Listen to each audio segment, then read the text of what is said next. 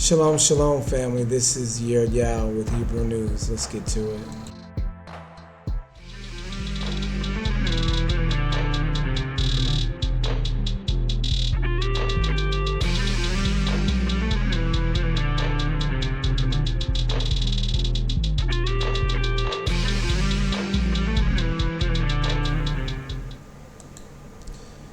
We are back with High Strangeness Part 2. I know the first one was a little bit low.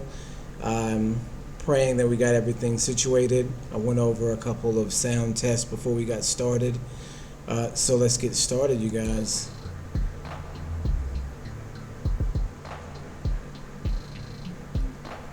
Before we go into this, I just wanted to do a recap of the last video and some of the concepts that we developed in the last video. Of course, we go by, when we understand these things, we go by Revelation chapter 21, and it's around verse 24 where it talks about the blood of the prophets, the blood of the saints, and the blood of all of the earth being found in Babylon, like being found as if it's being hidden in Babylon at the end of the world. So we know that there are some things going on behind the scenes that we don't know about, and some wild things that have to do with the style of captivity that Babylon is. So America, you guys, is a captivity, and it's not a captivity like any other.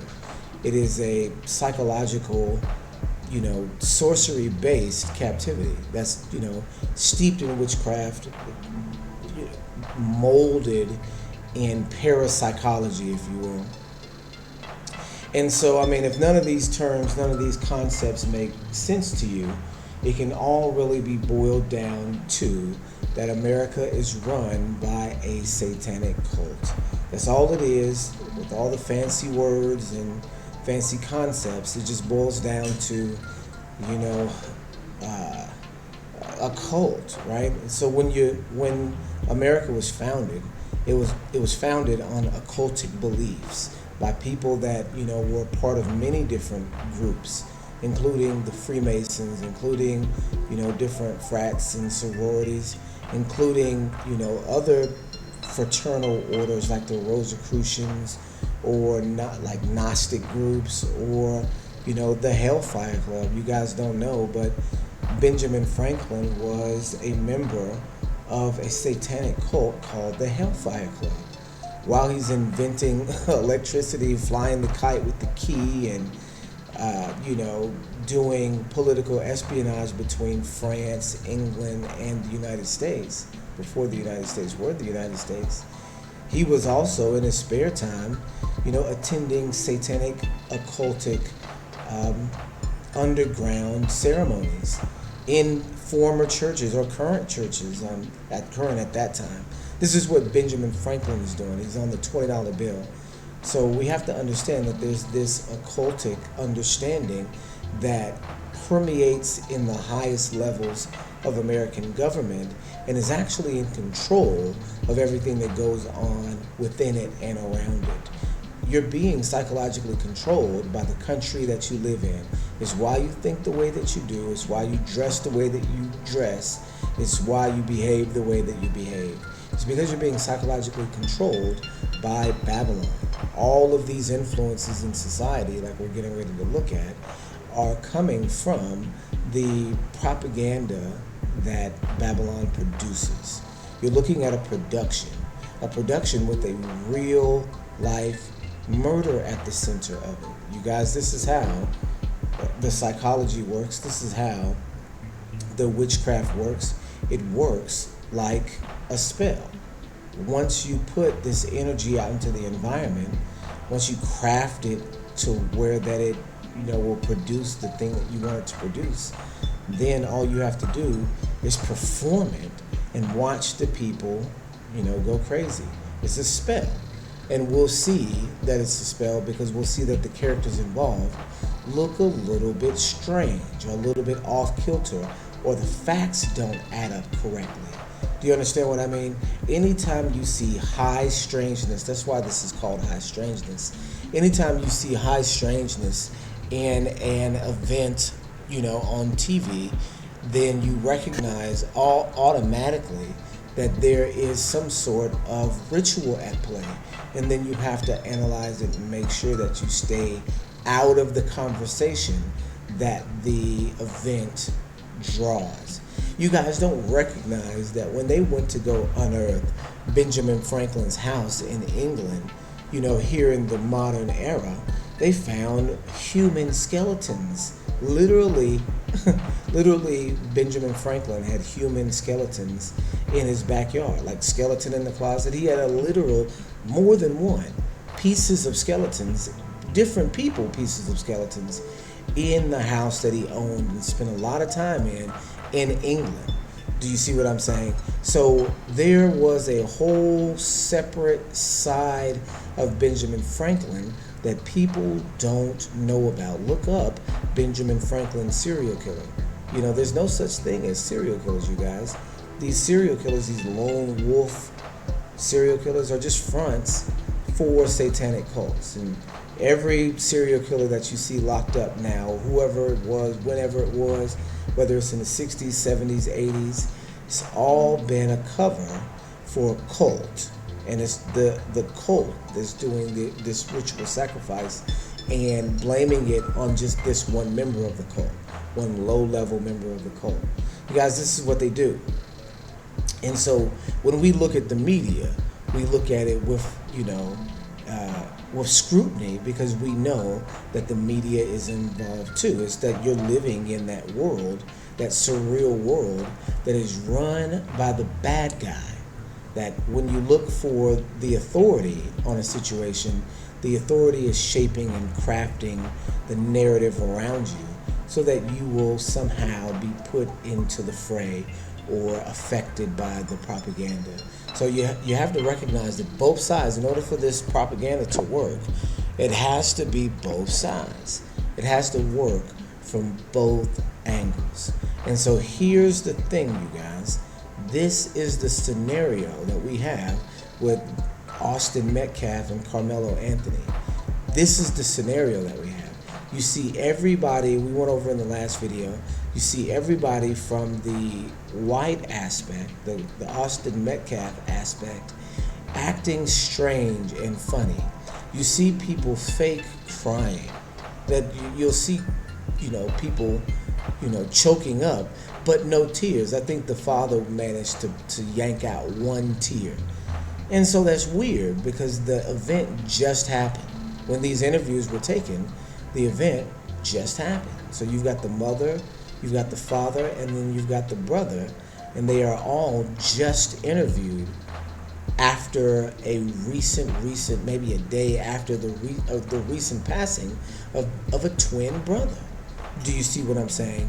And you get not tears from the mother, fake tears, acted tears, staged tears. No drops, but staged tears, which is strange, you guys. From the brother, you get staged tears. Look like he put a little bit of, look like he slapped his face up. Look like he may have rubbed his eyes a little bit, but they look like fake tears. And I hate to just come off straight at it. It looks like fake tears. And then the father is, along the same lines, looking like he's telling a story and not actually experiencing the emotion that he should be experiencing. Giving details of a case when details aren't really necessary. At one point in these videos that we have up here, he says, I know the whole thing. Sure, I'll tell you about it. Do you see what I'm saying? Going through the scenario where your son gets killed shouldn't be something that you're excited to tell about or that you're jumping to recount. Does that make sense? I'm a father. I'm a father of boys and girls. And if one of my boys, one of my girls too, but if one of my boys was to get killed in such a fashion, I'm not going to be on the news recounting it, or even, sure, let me tell you what happened. Do you see what I mean? That is not a part of the personality spectrum that you would expect from a grieving father. you would expect it from someone who's already done their grieving. It looks like the white side of this puzzle is not grieving as much as they should.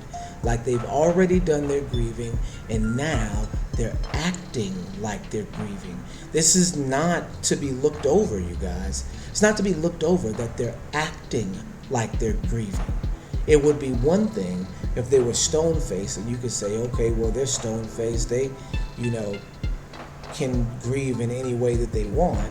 Stone-faced is a little bit weird, but they can grieve in any way that they want. Maybe they've already shed their tears. Maybe they're holding strong. Maybe they're soldiering on. And if they cry, you would say, okay, well, yeah, of course they're crying. This is a recent event. It's the son that passed away. It's very common.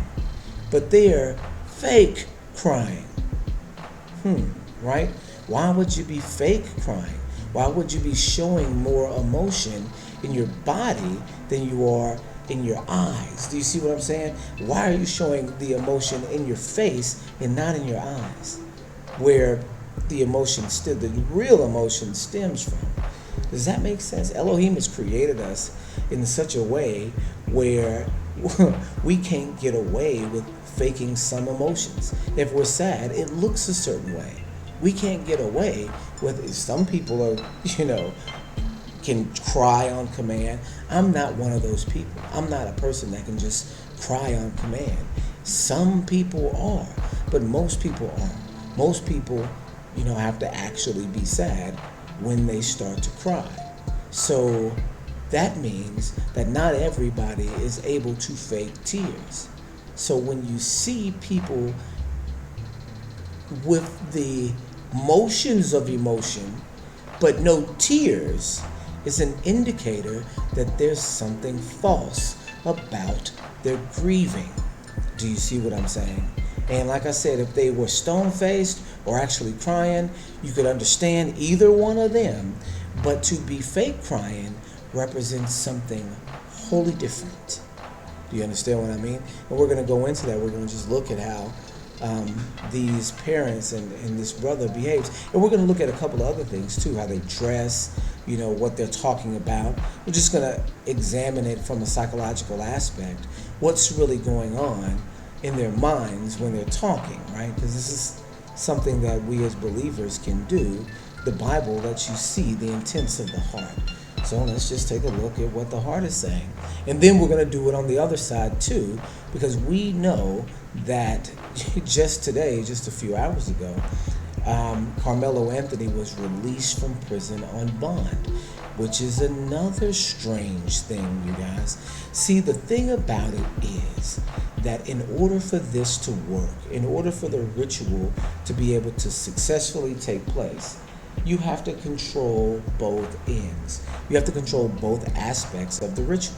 So that means that the white side is involved in the ritual and the black side is too, you guys. Carmelo Anthony, his mother and father, his family members will all be aware that this is a ritual and it is a part of the plan. That you raise money on one side and you raise money on the other side in order to profit off of this one kid's death. Do you see what I'm saying? Whether it's your son or whether it's you sacrificing your son, to possibly go to prison. Do you see what I'm saying? Because out of all of this fakeness, you do have a real murder, and then you could also really get sent to prison because of the real murder, whether it's a ritual or not. We know that they don't mind.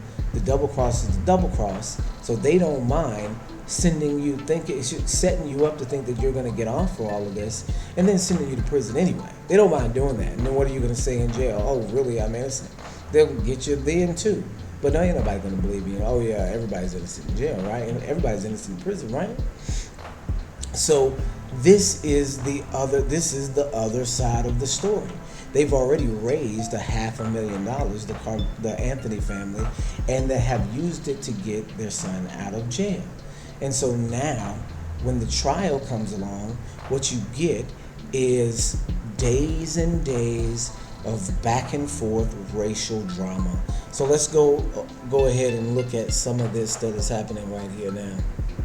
Within the past hour, 17-year-old Carmelo Anthony has been released from the Collin County Jail after posting bond. A judge reduced his bond this morning from $1 million to $250,000.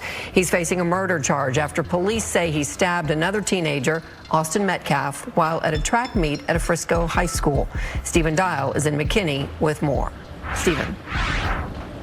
Carmelo Anthony left the Collin County Jail in a suit but had nothing to say to the reporters before he got into that vehicle. The district court judge says that she looked at all the factors in this case, him not having a criminal history, and that led to her making her decision to reduce his bond. Right, so what they're doing here is, again, we talked about it in the other video, they are incrementally implementing different factors of this story to prolong the emotional attachment to either side, right? So the event happened a week or so ago. He's locked up until then, and now after a week and a half, or however long it's been, it hasn't been too long, he's released on bail. First, his bail is set for $1 million, and now with the emotional aspect in place, now with him being in jail, with everybody, ruminating on what's going on for a week and a half, now you stir the pot again with a release, with a bail reduction and a release. You guys, this is how it's like a show, right? It's like a reality show. It's the surreal world. It's the world around you that's all scripted and staged, but you don't recognize that it is. Now, see, not everything, of course, not everything is scripted and staged. You know that your interaction with the cashier at Walmart is not staged. You know that the car accident that you saw on the freeway is not staged. These are things that happen in your everyday walking life. But when you see it on TV, you think that because you go through these real life events in your city, in your area, in your neighborhood, that what you see on TV is also the same thing. But it's not, because you know that there's this underground group that controls America and steers America in the direction that they want it to go. So you have to recognize that this is what's happening. Even though you see things that are maybe very similar to this event that happen in your immediate atmosphere, since this one is on TV, it is scrutinized even closer because it comes at a pivotal moment and it is divisive enough to effectively, cause a psychological shift apart between two groups. Do you see what I'm saying? Let's keep looking.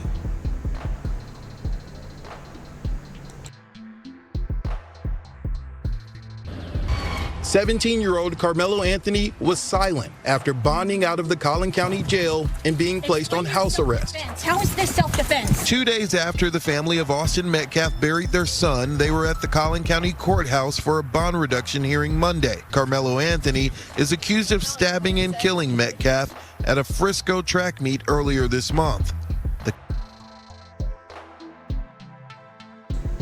As you can see, you guys, he's got the gray suit on with the jet black shirt underneath, and I know that may not seem like an indicator or anything like that, but the wearing of black is very crucial to these satanic groups in order to identify themselves one with another. And you'll see how much this family wears black, and then also the other family as well. Let's keep watching. The case has quickly become national news, drawing a lot of attention, resulting in threats and increased security at the courthouse. Threats and, talk of race war and all kinds of insanity isn't good for, obviously, the Anthony family. It's not good for the Metcalf family. Cameras were not allowed inside the courtroom. You heard that? Talk of a race war. So it's not just me saying that this is what this is about. The people on the ground are saying it too. People are saying that this event could cause a race war. You guys don't understand that murders have been used to try to cause race wars for a very long time. Have you guys heard of Charles Manson? Do you guys know who Charles Manson is and the Manson family? The cult, the hippie cult from the 60s that murdered the actress Sharon Tate. It's a very crazy story, but they, snuck into this actress' house and murdered this actress and wrote Helter Skelter on the wall, on the refrigerator, in blood, right? They killed this woman and then left. I think they killed somebody else too, but stabbed them to death. This is ritual sacrifice again. Stabbed the woman to death, right? And what happened after that was they got picked up and they got convicted and all of this other stuff. But what started to come out much later, and I don't recommend you do any of this research yourself, because again, it's very dark and violent research that you don't want to spend too much time into. Once you understand what's going on, you can move on to the next or connect it to other things that are going on. But you can do that without delving too deeply in it. But what was said about Charles Manson is that the reason why he committed those murders is because he planned on blaming the murders on the Black Panthers. I bet you guys, if you've heard of Charles Manson, I bet you guys didn't know that aspect. That he was trying to start a race war. That he was going to blame the murders on one of the most famous Black Panthers in the movement. It wasn't Bobby Seale, it wasn't the main guy, and I can't remember his name right now, but it was one of the lower guys, and it was strictly in his plans to do. And if you understand anything about the CIA and how they have these agents that are embedded in society and they're halfway crazy and they're halfway preachers, like what is the guy's name, Jim Jones in Guyana. He's a preacher. He's halfway crazy. I'm not trying to say that he's not all the way crazy for sure. That guy was all the way crazy, but crazy like a fox, right? Crazy enough to be able to manipulate a bunch of black people into. You guys don't know that Jonestown was a huge government experiment, a huge government prison camp that they in South America sent all these people to be experimented on and killed. And so you guys don't recognize that this is the nature of the beast. It's literally what people do in America is start these mini race wars. And then once they're started, they use the race war or the threat of race war in order to ramp up violence against black people all over the country. Do you see what I'm saying? They use these concepts in real life. So when you see black people being killed by the police or black people coming up missing or black people killed in mysterious ways, people are going to not associate that with race war. They're going to associate it with, I don't care because this is what they're doing in society already anyway. Because of stuff like this is what's going on anyway. So whatever happens, happens. Nobody investigates, nobody does anything. What you guys don't recognize is that in this story right here, people have all the way forgotten about these Tonight, twins. a murder-suicide investigation These in Georgia, twins right leaving here a distraught are the ones that family we with need to more be looking questions than into answers. For sure. We want to know exactly what happened to the twins. Police say twin brothers Kaidir and Nazir Lewis were found dead by hikers on a Georgia mountain earlier this month. The brothers, weeks away from their 20th birthday, each found with gunshot wounds, according to the Georgia Bureau of Investigation, which says their preliminary investigation reveals the deaths to be a murder-suicide. We knew right away that wasn't true. But their relatives rejecting that characterization by police, saying the boys were close and had no history of conflict. They're very protective of each other. I couldn't imagine them hurting each other because I never even seen them get into a fist fight before. Relatives saying the twins had tickets for a 7 a.m. flight on March 7th from Lawrenceville, Georgia to Boston, where they were set to meet friends. those are the twins that people should be talking about in the community, not the other twins, and not because one set is white and one set is black. It's just clear that one set was murdered and the other was a setup. Do you see what I'm saying? So those are the twins that we should be looking into. Who were these friends that invited them to Boston, lured them away from their parents to Boston?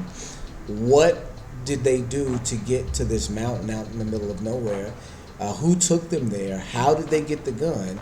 And why is the FBI and the GBI, I guess you would call them, and then the local police department calling it a murder-suicide when the family says that that would have never happened, and the family rejects that story outright? And why aren't we getting an update on it since the family rejects that notion? Where is the update on these twins? Meanwhile, the other twins are all in the news everywhere. You can't stop but see these. But the mysterious circumstances of this double murder is being ignored. This is the one that needs to be looked at. You guys, this is Kadir Malik Lewis and Nasir Raheem Lewis. You guys, this is the one that we should be looking at right here. But let's go back to the other one since it's getting headlines. Let's not forget about these Lewis twins either. Let's continue to ask questions about what happened to these twins. Let's go back to the other story.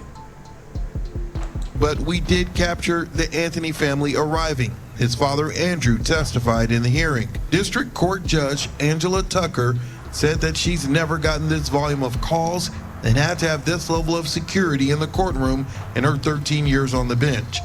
Court documents say Anthony stabbed Metcalf during a fight. But you hear what they said? That this particular judge has never gotten more calls and had to use more security than they've had to with this particular case. It's because it's all over the media. It's all over the news. It's getting attention because this is the fabricated version. Do you see what I'm saying? And then not only that, it's also involving twins. So when you go to look up twin murder, you're not going to find the black kids that were murdered. You're going to find the one white kid that was murdered, that was a twin. Do you see how they work in the media as well to be able to distract you from what is going on inside of our community? Do you see what I'm saying? And it's so crazy because you can see it happening in front of your eyes. You can literally see the machine at work. You can see if you go on any talk, there's been a bunch of talk shows where they've had a black guy and a white guy just arguing points one against each other. And you can see the propaganda take hold in people's minds, and you can see the racism on both sides. Anybody that has an opinion outside of what this is has been pulled into either side of the racism. And I'm not saying that there's not gonna be racism involved. Of course there is. That's why all of this is happening, so that people can be racist against black people, right? And feel justified in it because of this incident. So this is the sentiment that's being created, because now you're developing the sentiment in black people that, okay, it's okay to get away with this murder. People are online calling Carmelo Anthony a hero, right?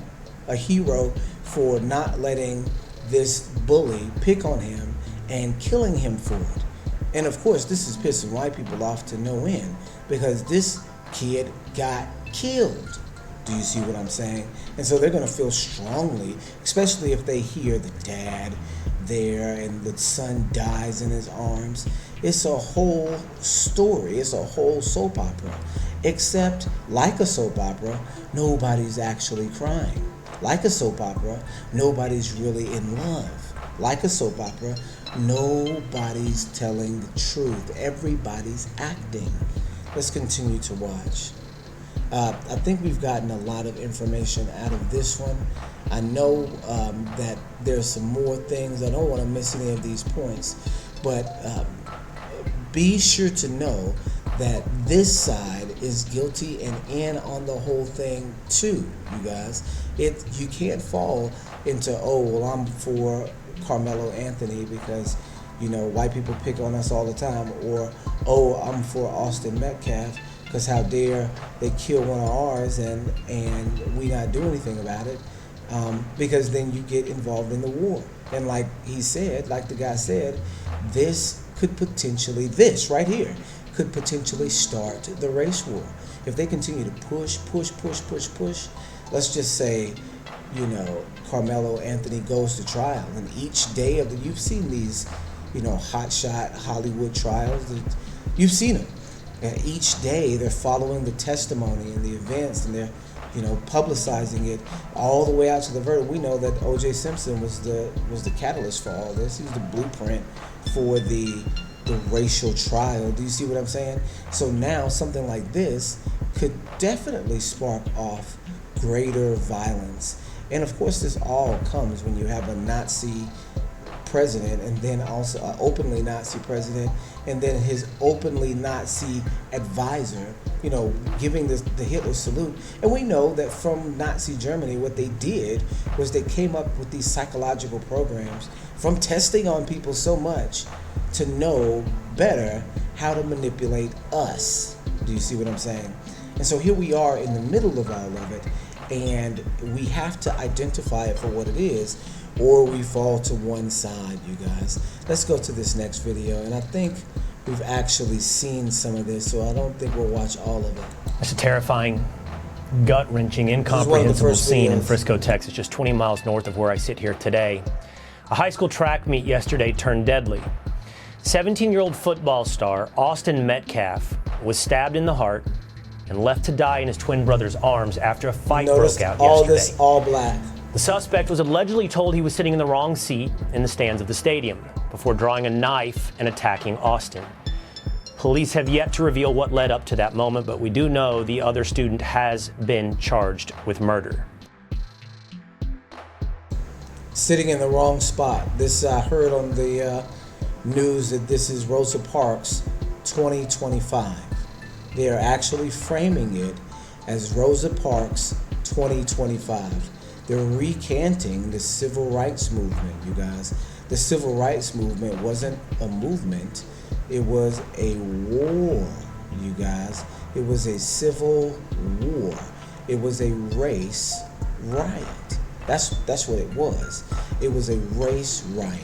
And we know that race riots have been happening in America for, you know, hundreds of years. But now it's being called the civil rights movement, when it actually is a concerted effort by the police, by the government, to oppress Hebrew people. And us fighting back, you know, is labeled as a movement, but it's actually a war, and people were dying in the war. Do you understand what I mean? We know Fred Hampton died in the war. We know, you know, all the black, Martin Luther King died in the war. Malcolm X died in the war. No matter what you want to say about Martin Luther King, he died in the war. Medgar Evers died in the war. Do you understand what I'm saying? These are people that are dying in the civil war that is the American government versus Hebrews. And now we've reached the extent in that civil war where they're able to go into psychological warfare in a way that they've never been able to do before. Let's get back to it.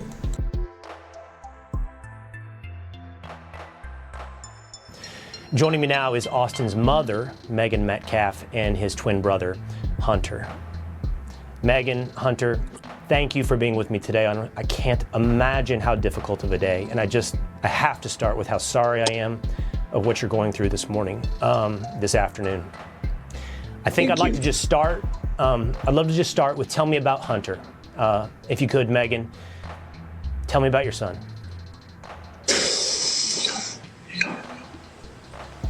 I think I can speak for her for a little bit, so she just calms down just a little bit. But as for me, I know I'm a little more, you know, spontaneous. I like to do stuff all around and just get out of line sometimes. And, you know, Austin's always was there to check on me and keep me straight, so I wouldn't be in trouble and do anything like that. Hunter and Megan, whenever you feel ready, jump into the conversation. If you never feel ready, that's completely understandable to me and everybody else watching. Hunter, thanks so much for being able to do this today. Just a little more about your brother Austin. From what I understand, I think he has it in his social media bio, 3.96 GPA student, certainly definitely into football. And it looked, when I was looking into him last night, he was very interested in being recruited to play football in college. Yes, sir. He was very highly recruited, just like coming out of his junior year. He's had a really great year, and everyone on the team, coaches, everyone knew around the area just knew he was about to do big things in football. But besides his GPA, man, I think he was extremely smart, always in the books. He just came to him real easy, and just him playing with football as well just made him just a great person overall.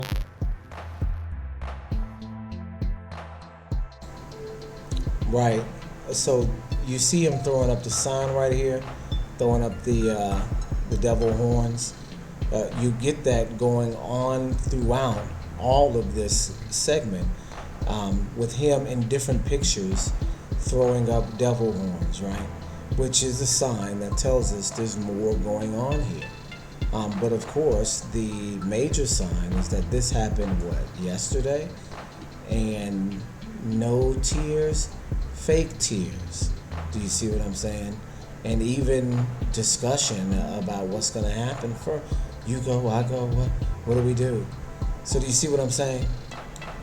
Megan, we'll try this again, both of us, and we'll see how far we get. When I read your story last night, obviously this is not about me.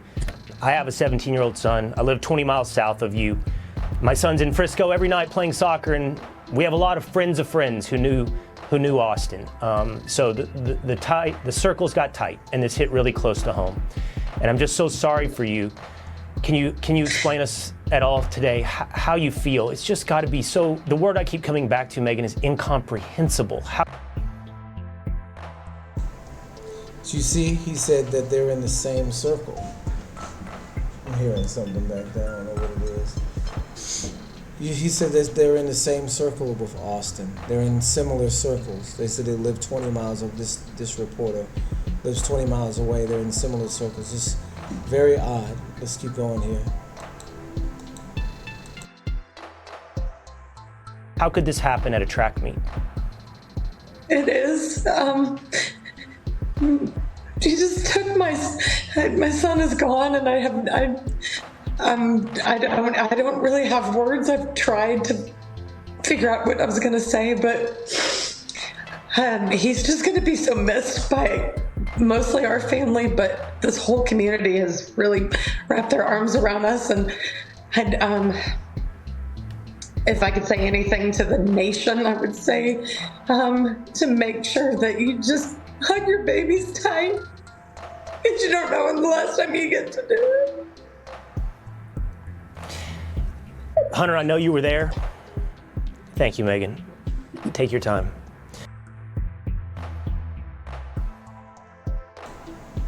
If there's anything I could say to the nation, hug your babies tight.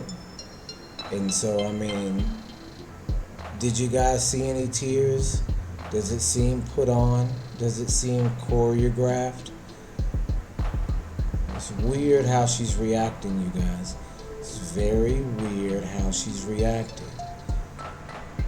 And I was gonna just look at it again, but I don't think I'm going to need to. I think the reaction there, because this is very fresh.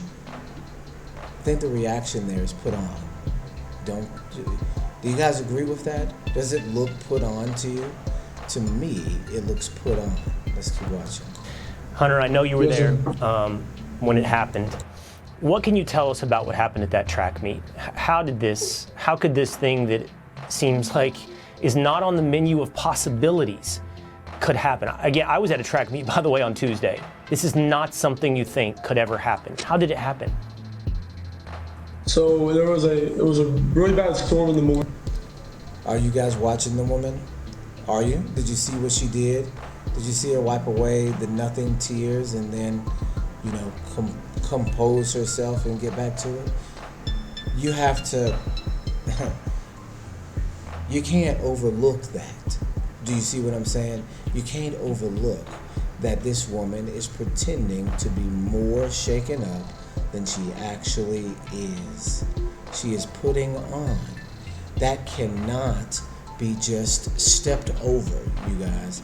You can't say, I don't understand it being this way, therefore it's not, and just ignore that she's faking crying. Because of course, in our own minds, we look at ourselves and say, oh, well, it may seem put on, but it's probably real, because if I was in her shoes, I would be really crying and I would have a hard time composing myself too. So I'm going to accept the appearance of crying instead of actual crying. You can't do that, because if you do that, you lose that this is not this is not emotion, it's deception. You miss that she's being deceitful. Do you understand what I mean? You miss that she's being deceitful, that this is deceit, not emotion. She doesn't deserve sympathy for here. She deserves scrutiny. Do you understand what I mean? She's being deceitful. This is what the false tears, the alligator tears, because she's completely composed right now. That's what that means. You cannot look over that. And since you can't look over it, that means you have to incorporate it into your conception of what happened. You have to use that piece of information that she's faking crying in your assessment of what is going on. So the only way that she could be faking tears and the commentator not, just playing along with her faking tears, with her son playing along with her faking tears, you have to then put all that information together and recognize that there is something not real about it, that there is something that's surreal that's going on behind the scenes, something that is not genuine. You may not be able to fully understand what is not genuine if you don't have the information that you need to know what they're doing. Most people don't want to believe that there's a satanic cult that is operating in their world and that they do weird things like sacrifice their family members. But for most people, that's too wild for them to incorporate into their media experience. But it's absolutely what's going on. If you look at any celebrities, you'll see that there's some sort of weird death, weird unexpected death in their rise to fame, like all of them. And it's got to be with somebody that's close to them. You just saw recently, what was it, the Memphis rapper Big Boogie? Sister passed away in a weird way. That must mean he's on the way up, because he gave his sister up. This is the way that it works. Unfortunately, you guys, you live in Babylon, and this is how Babylon operates. It's how they operate. This is why it makes sense, including the facts that don't feel like that they should make sense. They do. It makes sense if she knew her son was going to be sacrificed. She already knew. Otherwise, she'd be actually sad about his death. I'm not saying that she, would want him to, you see what I'm saying? Because any death or anything like that is going to cause real emotion. Even if you're involved, it's going to cause real emotion. But since she knew about it in the past, since they've been planning and drawing up to this day, she's already had her time to grieve and can't conjure real emotions. You guys, that is the only way possible that you have a fake crying mother, that she knew it was going to happen. That's the only conclusion that you can draw from fake tears and fake emotion. She knew it. And where you go from there, you got to continue on down the line. that she knew it, but you have to come to the conclusion that she knew it was going to happen based on her immediate reaction here, so fresh and can't conjure any tears, but is pretending to. It means she was prepared for this, and that she did prepare for it, which means she knew it was going to happen, which means that it's set up in some way. Let's keep going, you guys. Morning, and they had a lot of delays. And me, my brother, a couple of kids were walking back from the field house of the middle school because we attended that middle school when we went to middle school. And we were saying hello to old coaches and catching up with them. And then we're walking back to our stand. We put our tent up so all the bleachers were right there. We're not wet from all the rain. We come back, we sit down, and this kid said something behind me. I've never met this kid in my entire life. I never knew who he was. Said something just inappropriate. Never met this kid, never knew him in my entire life. I've heard each interview that I've watched on this say those same things. Never knew this kid, didn't know him, never seen this kid, never knew this kid. I just don't understand how that is just a major thing. I could see if this kid said it, right, and he just did, of course. I can see him saying it because he was there, but the father said it. Even the spokesperson for the city or the police department, it was the black spokesperson for the police department, said that they never knew each other, that they never knew each other. Do you see what I'm saying? It wouldn't be anything, you wouldn't expect them to have known each other. Do you see what I'm saying? And for these facts to be presented, I know that there was some rumors going around that Carmelo Anthony got into a fight with somebody in a previous week or in the previous weeks, and that it must have been, this particular person that he is now killed, so they can put these things are put out there in that sense. These rumors are put out there to kind of throw people in these weird directions. But other than that, just based on the regular story that you would hear on the news, you're not eliciting that they knew one another. They went to different schools. They were doing, they were all running track, but you just wouldn't assume that they knew each other. But since all of these people are repeating this information, it means that they want you to believe that they didn't know each other, which leads you to believe that maybe they did. You have to look at it literally from these angles, because if the father can't wait to tell you that they didn't know each other, if the brother can't wait to tell you that they didn't know each other, if the police detective or the police spokesperson or the city spokesperson can't wait to tell you that they didn't know each other, then you might want to recheck whether they knew each other or not, because they seem to be leading you towards this narrative. The narrative only works if they didn't know each other. This is what I mean. The racism aspect of it, the punk black kid and the tough white kid standing up to the punk black kid, it doesn't work if they knew one another. Do you see what I'm saying? The narrative falls apart if they already didn't like each other or had any notion of the other person at all. Do you see what I'm saying? Then the story falls apart. Then the racism doesn't exist. It could be personal. Like, I already don't like this guy, and he already doesn't like me. Could be personal. Do you see what I'm saying? If it's personal, then it's not racism.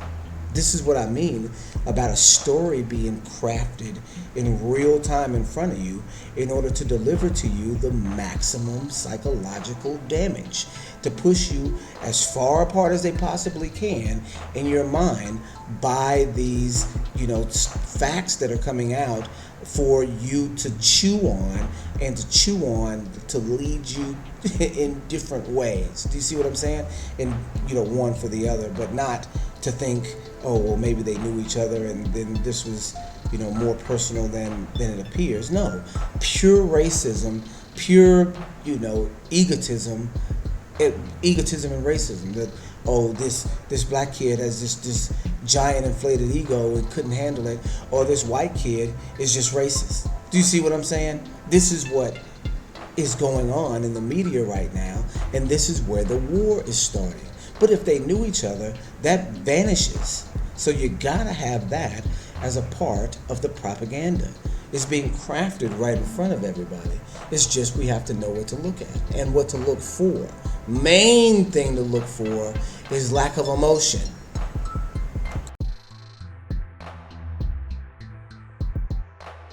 And uncalled for, when I turned around and asked him who he was, he started getting really aggressive. My brother stepped in. He started being, how he always is with me, just brothers, just having my back. And things started getting more higher intensity. And the kid said some aggressive stuff, reckless stuff. Also try to handle the problem. And yeah. Austin was always one to step up. He always was one to step up and be the person that would do the right thing. And he was doing the right thing by saying to this gentleman that you're not supposed to be in this tent. This is because they have personal items there. A lot of stuff gets stolen, just like that, just precautions and stuff. And our coaches always told us don't let, other schools, mess with our stuff, just sit around our tent. That's another aspect of the story that's important to include, that the black kid was in a place where he wasn't welcome, was in a position that he shouldn't be in, couldn't be in. You're not allowed to sit there like Rosa Parks. This is how the story is crafted for maximum psychological impact. Do you understand what I mean? That has to be a component of it that is coming from the white side. Because if it's they're not going to tell me to sit where I can't sit, coming from the black side, then the racist aspect is lost then. Because then you say, oh, well, I did it on purpose. Okay, well then the racism is lost because that's what you're doing it for. But if you release this information from the white side, the racism is magnified, because in my mind, and as a black American, as a Hebrew, I'm going to automatically think, who are you to tell this man where he can't sit, where he can sit and where he can't sit? That's what I'm gonna, if I'm acting like a man, if I speak as a man, I'd say, who are you to say where he can sit and where he can't sit? Even if it is the case where other teams don't do this and do that, it doesn't matter, because ain't nobody over here saving seats. And we recognize where saving seats comes from, and it comes from a time period where it was a law that you couldn't sit in certain places. So in referencing that, it has to come from the white side, because that's the side where they, where the black side would say, you think you have the authority to tell me where I can and where I can't sit, but you don't. Again, giving the black side the maximum psychological damage possible. You have to recognize it as a psyop. And in a psyop, it is crafted towards damaging you. And these are the elements of the weaponry. Do you see what I'm saying? This is how the weapon works. If you look at it, these are the psychological anchors that are made to attack your mind, that are inside the event itself, that's being played out for you to consume. The area, we set that up for the girls' track every meet we had, so it's just he knew he wasn't supposed to be there. It's just a tragedy what happened. He knew he wasn't supposed to be there. Here's the thing, it's all going back to that same scenario. And so here I wanted to just focus on something real quick, and I do have to address this, because in the last video I said that Carmelo Anthony was a track player, and then Austin Metcalf was a linebacker, and so there's no way that you would have a linebacker go against a track player. But it turns out that Carmelo Anthony played football too. So again, I question whether or not Carmelo Anthony would have been physically able to stab this guy in the chest with him being a linebacker and Carmelo being a track runner. But it just so happens he's a football player too, captain of the football team. So, strong and quick as well.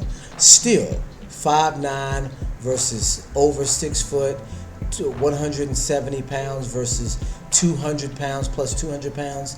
And it's two of them. According to this twin right here, he's standing right next to his brother when it happened. I still don't see him getting a stab off, especially directly in the heart. If you know anything, I've slaughtered animals, I've been a medic. If you know anything about a rib cage, it is not easy to get into a rib cage. It's not easy to stab somebody directly in the heart. It's not something that you're just going to slip up and do. Or somebody that is an amateur. It's not something that they're going to do. I have a theory about this, you guys. I have a theory about this situation. I think, you guys, and I talked about this in one of the other videos, I think, and it sounds crazy to even think this, and people, when they watch this, are probably going to have a problem with it. And so I'm going to need to put, a caption or a fair use in the description, because this is the education that we need to have, you guys. I think the other twin did it. You guys, I think it was the other twin. I think he was the one that actually did the stabbing. And this is why, you guys. The reason why is because I think that this was a staged event in the same way, and I talked about this in the last video. I think that this is a staged event in the same way that King Von was a staged event. That King Von was prepared for his own murder by everyone around him. And little did he know that he was walking into a full-on death trap that it appears was planned for months, if not years, you guys. Because the way he was set up, he was wearing all white. I'm talking about King Von now. And he's the only one there in all white. If you guys know about the King Von situation, you've got these two gangs that are quote-unquote beefing with each other, but both of them are in the music industry. So there's other things going on in the music industry that are beyond the gangs, right? There's a cult, right? We know that cult exists and runs the music industry. We know it's a Jewish, Ashkenazi Jewish run cult. So you'll have the same sort of sacrifices that you're seeing in front of you happening in that aspect too, in that arena too. And so what you see is these two gangs that are in the vicinity of one another, and supposedly one guy says something bad about one of the dead gang members that is one of King Von's friends, and someone comes over and whispers to him and says, hey, this dude said this about this person, and he goes off and runs up and punches this guy Quando Rondo, and forgive me if I get all this wrong, but again, this is the way that they set these things up. Punches this guy Quando Rondo, and this other guy, Lil Tim, both rappers, both from a different city, comes out and shoots King Von, and King Von ends up dying, right? And on its surface, it appears to be a gang shooting from a fight, right? Until they tell you that there were undercover cops there too who got into a shootout that was separate from the shooting. These undercover cops got into their own shootout with two of King Von's security. Do you understand what I mean? Why was there undercover cops already there? And what was the secondary shootout about? Do you understand what I'm saying? If King Von is rushed to the hospital, if everybody sees what happened, which is right out in front of everybody could see it, it's even on video, they got it on video from the next room over. If King Von is dressed in all white, what in the world is going on? It's because the cops, the undercover cops, are there to make sure it goes right. King Von is the only one in the whole place dressed in all white because he's the target. King Von is dressed in all white by his stylist, which means his stylist knew too. His manager, I think the guy's name is Track 100, came on lying about very specific things that I guess he didn't recognize that they were going to put a video out at some point, and the video shows different things, so it proves that he's lying about the situation, and he has no reason to lie about the situation. King Von predicts that he would be set up for murder, set up to be killed in his songs before he does it. The guy who is King Von's ultimate manager, which is Lil Durk, brags about the murder and says, "Shiesty, no, I'm shiesty. I'm really shiesty," right? Really shiesty means you set your friends up for murder. We know that King Von was convinced by trickery to go and punch his enemy, his rival, and then set himself up for the okie doke kill shot. And then for Lil Tim to be able to have no charges, or charges that first filed against him, then dropped later on. And King Von is just dead. And not just dead, now the dead legend of Chicago gang violence, able to be manipulated all over the world. All over the world, not just America, all over the world, to see that, hey, this type of shoot 'em up, bang bang, live fast and die young lifestyle is what you want to make 1,000,000 King Vons out of our community. Do you understand what I'm saying? That the propaganda surrounding King Von is worth more than King Von's life, especially if there's a ritual sacrifice that can be taken place to foster the sentiment of King Von and shoot it into the environment in order for people to pick it up on their own. That's what we're looking at here. All the players involved, all the actors in place, ready for the stage to be set. And the person that was closest to him that could get off the kill shot without him recognizing it is his brother that's sitting right there. You ever read the scriptures that said that these pagan these pagan idols required the firstborn, required to sacrifice their son? We know the main sacrifice, which is Yahusha, the Messiah. We know he's a son sacrifice from Elohim's son being sacrificed by the world. But the satanic, perverted version of that is the kings of Israel giving their firstborns to the flame, to Baal. And we know that was never in the heart of Elohim whatsoever, you guys.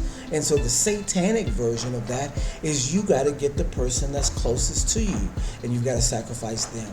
That would make the greatest sacrifice in your life. And that's his brother, you guys. Also a football player, strong enough to get off a shot and right next to him so it wouldn't be blocked, so it wouldn't be expected. In the same way that King Von didn't expect his crew to give him the, hey, old boy said something about old boy, and send him off and directly into his own trap. The same way Carmelo comes up and antagonizes, and he makes sure, because he's racist, that he's gonna go say something about it, and then before he can get all the way over there, bop, he's not even looking at his twin, he already knows his twin's got his back. Bop, from the twin. And then the surrounding people that all know that this is gonna happen close in and allow him to die there. His father pops right up so that he can die in his arms too. So the story can be extra sad. Say it ain't so, you guys. That's the only way that it could logically happen with all the evidence available. That's the only way. It couldn't have happened any other way for it to go down in the way that it did. Austin couldn't have seen it coming. He would have been able to block an attacker with a knife if he's going to fight them already. He's going to be ready. He's a football player. Even if this other guy's a football player, how do you get a clean chest shot? How? You don't. You don't get a clean chest shot with a knife if you're looking at the person that's coming at you. But if you're not looking and the person is right next to you, you could definitely get a clean shot. And this is the way that you have to look at it, because you know their history. You know the things that the devil requires. This is what happens. And it goes, after this happens, to a much greater psychological attack.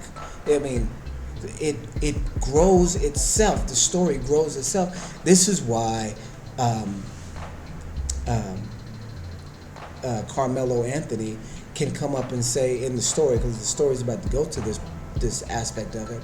This is why he can say, I did it. I did it. Well, it's not alleged I did it, because that's part of the lie. He didn't, because that's part of the play. That's why he's able to so confidently and boldly say that I did it, because it's part of the design. It's a part of the design that's meant to antagonize the white side, where there's stuff that antagonizes the black side, like the Rosa Parks and you're not supposed to sit there and all that. There's stuff that antagonizes the white side too. I did it. Yeah, I'm the one that did it. It's not allegedly, I did. You know, almost as if that's what he gets. And then we know that was designed in that way, because the people online, black folks online, are taking it and saying, you know, that's what he gets. You know, they've got another phrase, it's FAFO, you know, mess around and find out. This is what they're saying online for the situation. Clearly not what you should be saying about somebody's death, right? Especially, you know, anybody dying. You're not supposed to say that's what you get for anybody dying. That's, you know, not what you're supposed to do. But this is the sentiment that's being drawn out of the community. And then the other side looking at it is, oh, well, this guy's just so arrogant because he just can stab and kill somebody and get away with it. You see what I'm saying? This is why a week later, 10 days later, now we're going over to him actually getting out of jail to piss white people off some more. All of these are components in both sides of the psychological game, you guys. Let's go to the next video here.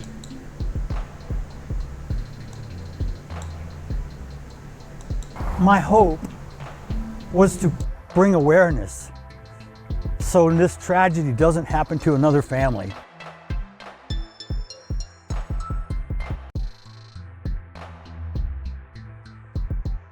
Okay, so Mr. Metcalf is JFF and then METCALF. You are Austin's father. Yes, sir. Easy question to start with. It's probably a tough one to answer, but how have the last 24 hours been for you and for your family and for Hunter?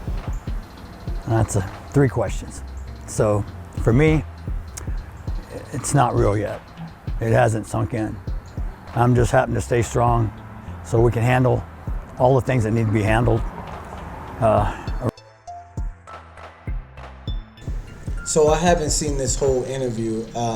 I've just seen like a very small piece of it, but it's almost, so far, it's almost identical to the other video that he did, that I did watch.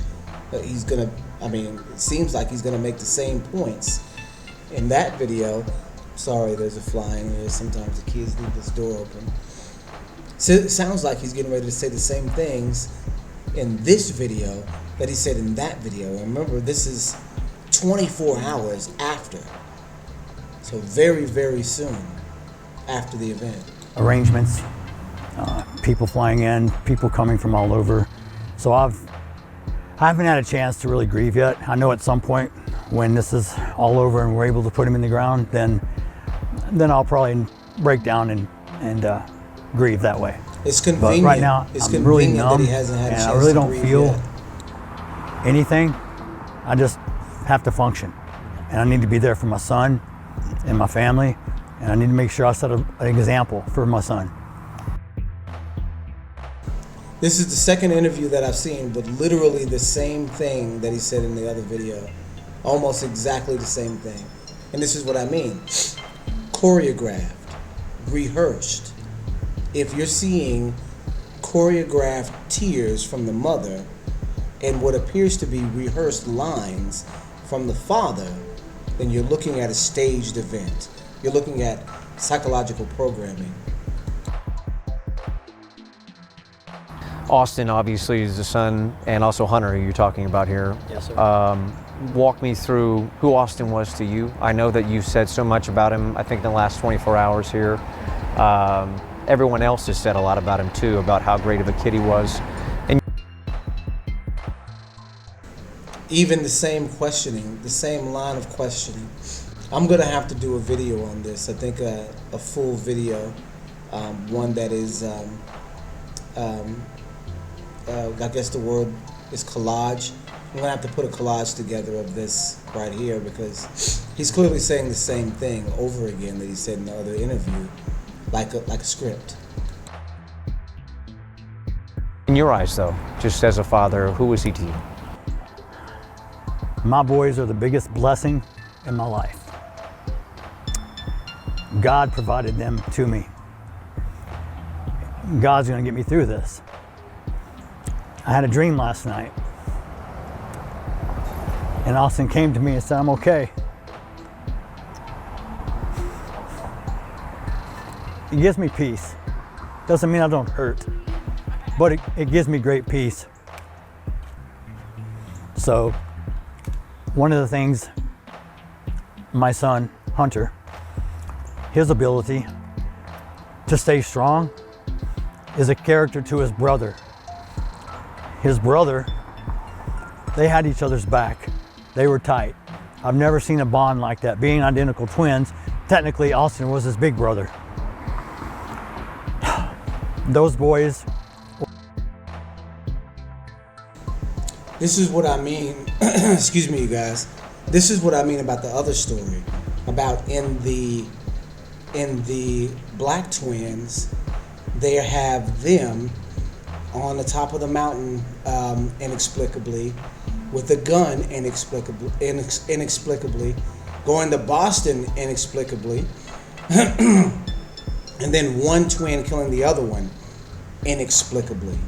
And we can't ever believe that that's the case. In this one, we should believe it because we look at the way that the family's acting. But the family is acting very, very weird concerning them.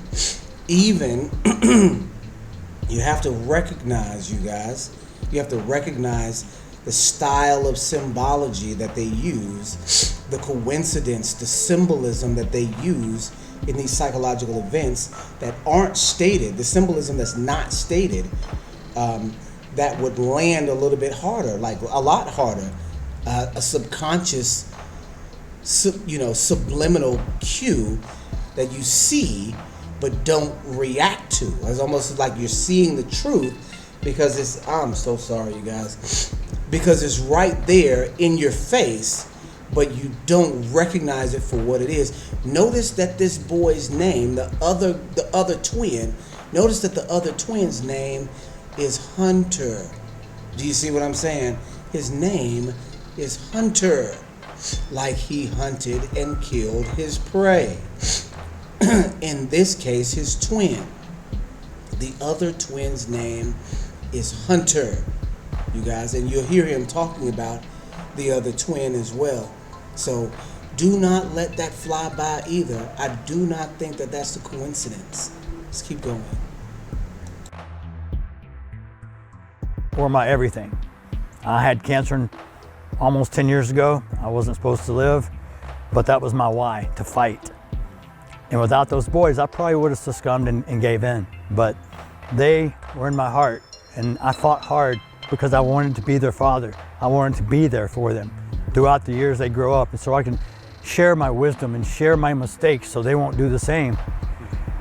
Austin was an outstanding athlete, person, friend, loyal, loving.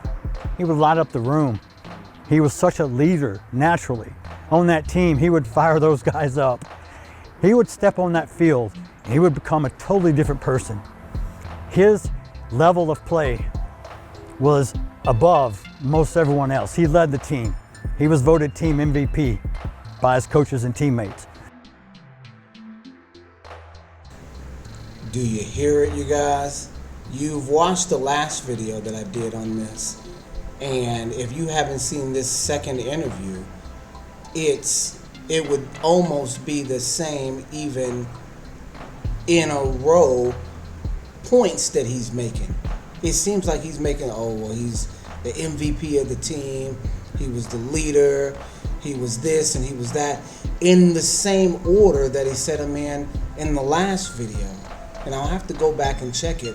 But even from the beginning of the interview, it seemed like he's said the exact same things, as if he was rehearsing or recalling what he rehearsed. Let's keep watching.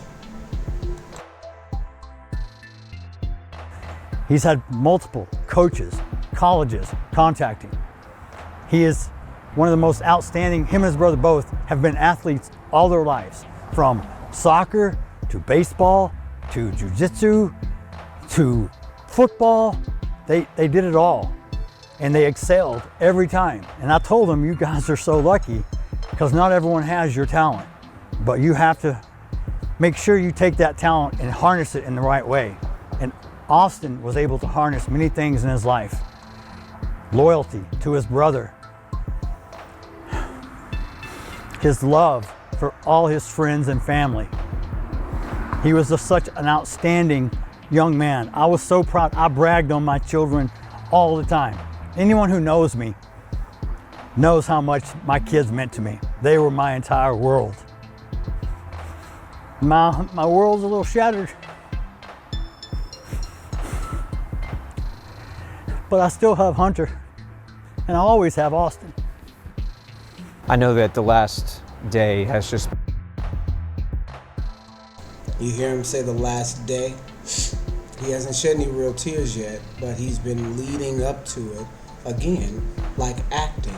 It appears put on. It appears that he's recanting a story that he's been told to say, or that he's crafted. It appears too crafted, you guys. So if you see the mother and the father appearing crafted, you think crafty, right? Been gut-wrenching for you and your family. You've spoken obviously to a couple of other outlets. I know Hunter's leaving. Do you need to say goodbye? Or? No, I told him we're good. Okay. We haven't really had a chance to talk to you about this. You had mentioned a few times that you had forgiven the suspect for what correct. He did. I do. But we just informed you about these documents. And that doesn't change anything. This has to do with me and God. God teaches us in the Bible. He talks about forgiveness. He also talks about revenge. Not for me to seek. God will take care of it. Karma, I believe in it. It's very unfortunate that this other child decided to make a bad choice that's going to affect him for the rest of his life. I have compassion for every human being.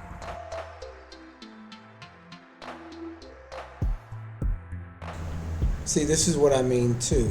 Of course, he's going to come out and say these things because this is going to steer people off of his trail. Oh, I'm not looking for violence. I'm not looking for anything against. I forgive him already. This is, again, the well-crafted script that would be necessary for a psychological event like this.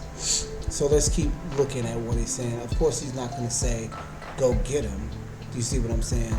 But he's made to be looked at as, you know, the hero father who's already forgiven the murderous, you know, black guy on the other side. Do you see what I'm saying? Oh, God's gonna get him. Do you see what I mean? This is the style of propaganda that they're giving to you right now, and this is what the white side will eat up. Like, oh, such a brave man. But if it was me, do you see what I'm saying? This is a cue for the white side again.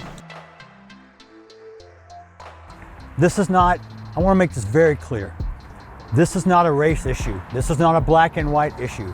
I don't want someone stepping up on a soapbox trying to politicize this. I don't appreciate some of the remarks I've seen online that people say there was this fight and they don't know, they weren't there. I know the truth. So unless you were there, unless you saw it, don't spread gossip. You see him, I know the truth. Do you see what I'm saying? Did you see his reaction when he said, I know the truth?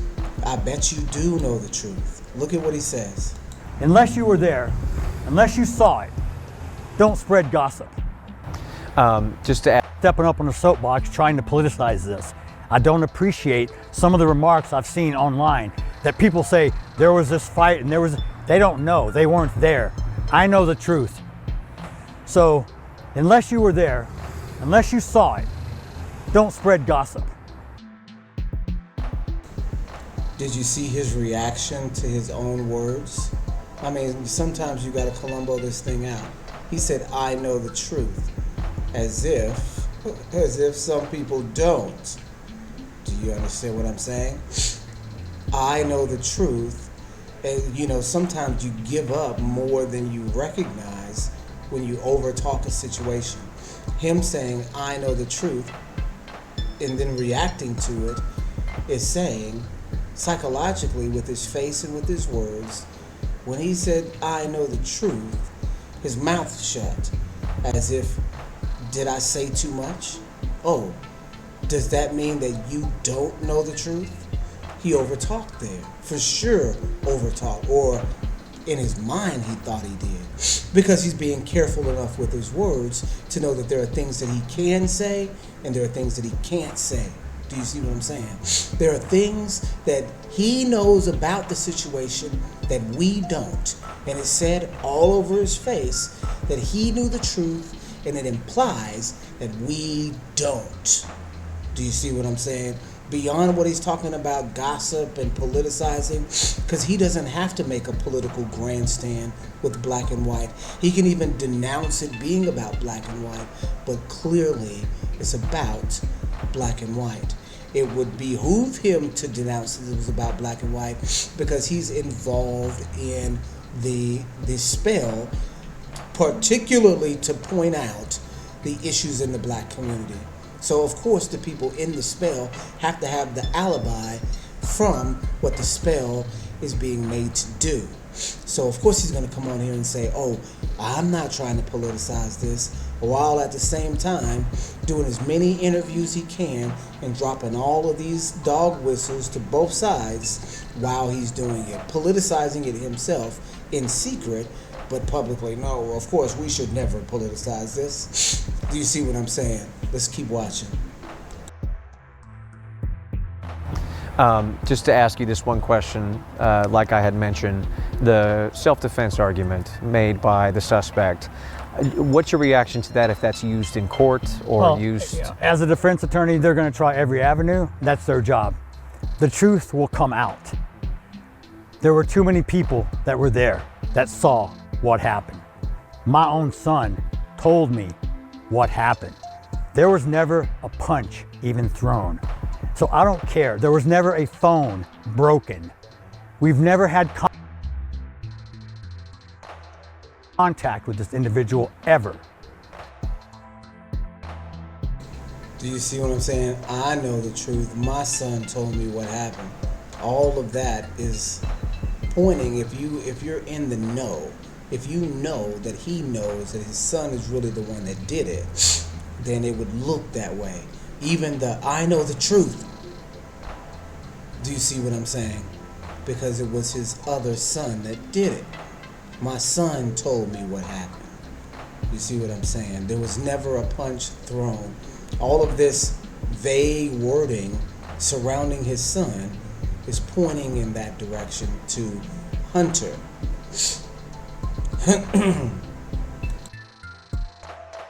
So unless you were there, I don't appreciate all the gossip and all the mistruths that people are speaking at this moment. Is that shocking to hear or read, or at least hear from me, say that that's what he told police after that moment? No, what do you expect? If you're caught, the best thing you're gonna do is try to lie your way out of it. Now, I'm not saying he's a liar, but the truth and the facts, justice will prevail. It has nothing to do with me. I want to talk about the charity that the public has really shown, and obviously the complete wrapping of arms. I know that's some phrases that you always hear about when we talk about these situations, but you guys set up a GoFundMe, and a lot of people have really come to the aid of your family. You guys noticed that both sides, and I know I'm spending a lot of time on the white side pointing them out. They're the ones that are in the media, of course. But if you'll notice that both sides have set up a GoFundMe, or I think the other one is Give to Me or some other platform, but like a GoFundMe. Both sides, and of course in each of these situations, that's what people would do. But since it's politicized, then it'll automatically, since it's on the news, especially when you're giving out the information on the news, get much, much, much more money than any normal case. The news will tell more people, and so that means it'll get out and you'll get more money for it. These are the ways that people are paid in secret for these sacrifices, in publicity and in GoFundMes, where that people they can raise, like being a motivational speaker, and raise money online from all the people that are watching the news and following the situation. You do it on both sides. We know that Carmelo Anthony was bonded out today based off of the money that he earned from the GoFundMe, from all of the people that are watching this and literally supporting him in his murder, right? Or in his perceived murder. And this is why it's all crazy, because he's not really the murderer, it's his twin, right? So the whole thing is crafted for the average person to become a hypocrite, right? And that's why this guy says, I know the truth, because regardless of what the truth is, they're both sides going to benefit from it happening. And him saying, I know the truth, is telling, because he's assuming that you don't. So let's keep watching here. I don't know how much more that I will need to give you guys. Notice also all black. Notice he's in all black right here too. Notice he's, starting to go, at one point he's starting to go into trying to do the rehearsed tears. I am overwhelmed. I had no idea the response that this generated. And my hope was to bring awareness so this tragedy doesn't happen to another family. I don't want a parent to go through the pain I have to go through. Money will never bring my son back, but I have to take care of what's left. And I have support of my friends, my family, my neighbors, the community, people I don't even know, my co-workers, everyone. We had a vigil last night at the church. It was full. It held 1,700 people, impromptu. It was the most moving, touching thing I could ever feel. This is about human compassion. The world needs more kind people.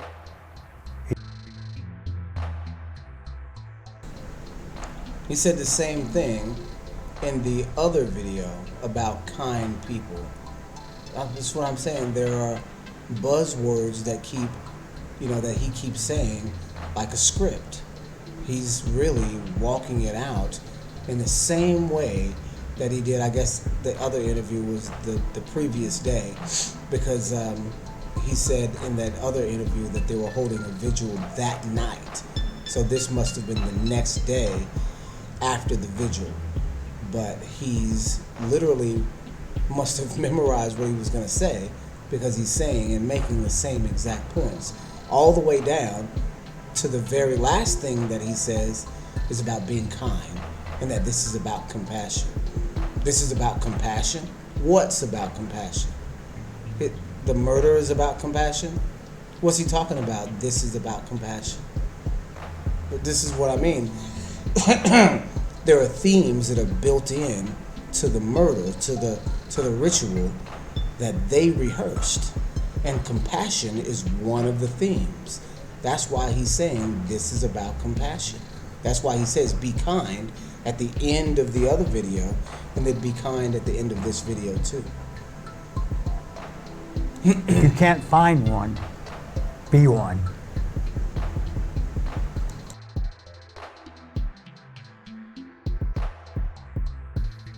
He tried to say that in the other one, but he messed it up. He messed up that line in the other one.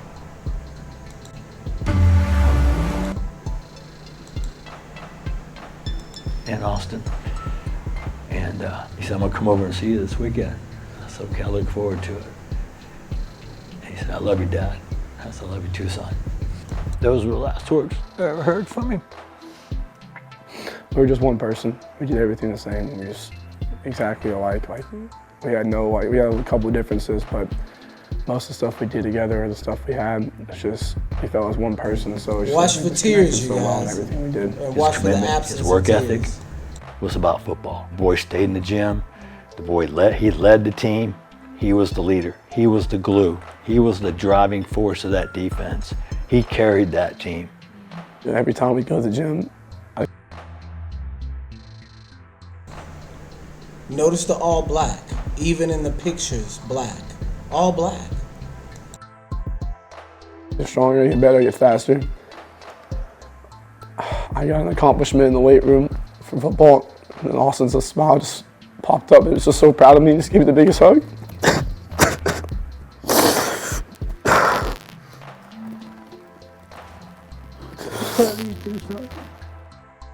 He was on his way to becoming a super positive impact in this world. It's not right. You should never bury your children. It's a very unfortunate, tragic outcome. Not only for this family, but I feel for the family of the assailant because his life is over. Third different interview that I've heard him say the exact same thing. That I feel sorry for my family, I feel sorry for his family, because the kid's life is over. He said it 3 times.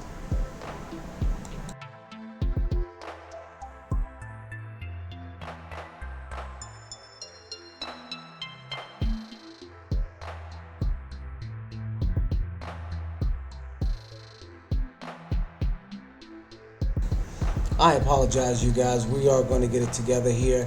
But what I really wanted you guys to see is that you're literally looking at a ploy, a plot, a play, a plan.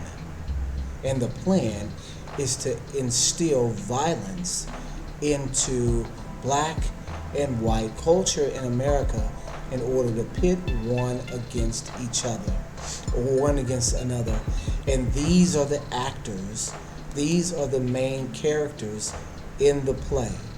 And the play includes the death of one of the characters. These are all what you're seeing here, including from this side too. All you're seeing are the players involved. These players all have a role to play in the scenario. Each and every one of them, including the kid that was murdered. Each of them has this role to play. These aware of the role, him unaware. The only person unaware is the actual victim. But his role is the most important because it's his blood that's sealing the deal on the sacrifice and on the psychological propaganda that would need blood in order to stick in the hearts of society. These are the main players. These are the people why they can't conjure real tears, why they look unbothered by the situation, why they look like they also can't figure out what emotion to have, why everyone is connected, why they look strange, why each one has a GoFundMe, why all of them are involved in this psychological event. It is a sacrifice, you guys, and it is part of the murder machine that is active in America. and in public ways and in private ways. Because look at this, you guys. This is another part. And I'm just going to play this real quick. This is another aspect of this murder machine. This is why you have these two boys right here that are able to go missing without people recognizing it, because they are falling victims into this police murder scheme, you guys. Take a look at this. They will go to extreme lengths in order to get their sacrifices done. It is important to them. They do it like people go to church. They think it's what they're supposed to be doing. That's how they show faith. Like Christians show faith in helping one another and doing things that they say that Jesus would do, helping and giving money to their church. They do these things. They kidnap people. They, add to the chaos in society. They target black people. This is what the satanic cult does. Check this out. On where people are getting... They come up with plans to kill people. Abducted, unalived in Atlanta after applying for this one particular position. Now, it's creepy because the position has been removed and it's only on there for a certain period of time. The person applies just like any other job, and they receive a text message to their phone, and this text message says like, hey, my name is so and so, we like to have you for an interview at this location. And it's like a personal phone number or text down number that's texting them, and people have met up with the person allegedly and were unalived, and they don't know who's behind this or what's behind this. This is scary, okay, especially with this recession coming up and, us being in economic times where jobs are even harder to find and people are really, really, really looking for jobs. This is scary. So be on the lookout in Atlanta when you're applying for work, just because, like I said, I hear a lot of people are getting these weird texts. And if the text message or the email is not a business text or a business number, or I should say a business email, do not text it back. Do not go there. Do not meet them, because I don't know what is going on, but all I know is something creepy and sinister is going on. I don't know if this is a trafficking ring. Like, it's just so strange and creepy, but I do hear it's only in Atlanta, Georgia right now. The person who's doing this or behind this, it's not a legit job. It's a scam, and this person is trying to unalive people. Some of these employment scams are just to get your social and stuff like that, and that's already horrific enough. But this right here is scary. So be careful. Make sure you don't put your personal identity information on there, because they're doing a lot of weird stuff right now with people being, a hiring manager that posted the job on Indeed. Now, there are a total of 17 missing people after, going to the same exact job interview. This is so disturbing. This happened in Atlanta, Georgia. All these people tend to be women or girls, young girls, teenagers, young women between the ages of 20, in their 20s, 27, 35. These are the names of everyone. Everyone's saying that this isn't real. This is real, y'all. Please be careful. Like I said, there are scams out there to, risk your... What's happening is, we're not going to watch the whole thing, but what she's saying is it's not just one person that's going out and just telling people to go to a building and then grabbing them from there. It's a whole complex that there's people on the inside, more than one person, that they're all doing other things, and it has the appearance of a job, but it's really to kidnap people. This is what I mean is going on in America. People are literally coming up with evil plots that they can get away with in these public media spaces and killing people with them. There is a ring of people that this is what they do. They fabricate stories in the media based off ritual sacrifice to cause wars. In the meantime, while they're doing that, they're kidnapping people off the street. This is the satanic cult. They operate inside and outside of the police department. They operate inside and outside of the FBI. They operate inside and outside of state government. local government. They operate in the courthouse. They are judges. They are lawyers. They are all members in high society. Not every person, but all the people that are in the cult are members of high society. You're not talking about these heavy metal, listening to punk rock kids that, are trying to just worship the devil and lighting candles and all that crap. You're talking about people that are multi-million and billionaires that have the power to shape society around them. You're talking about coroners, people that can pronounce what happened when you die. You're talking about judges, people who can, change precedent and laws. You're talking about Congress people, presidents. You're talking about organizations that are set up around these old and ancient practices. And if you don't have Yah, Elohim, to guide you through this, you are not going to make it. You're going to fall for the propaganda. You're going to get sucked right into the concepts and the mind virus that they have waiting for you. And you're going to fall by the edge of the sword because it's looking to rile you up in order to do something for you to get an excuse to be killed. Did you see that Donald Trump is sending American citizens to El Salvador? You don't want to go to no El Salvadorian prison, you guys. This is Hebrew News. Please stay vigilant out there. And I don't mean vigilant with a gun or with a knife or anything crazy like that. With the ultimate weapon, the scripture, you guys. Hebrew News.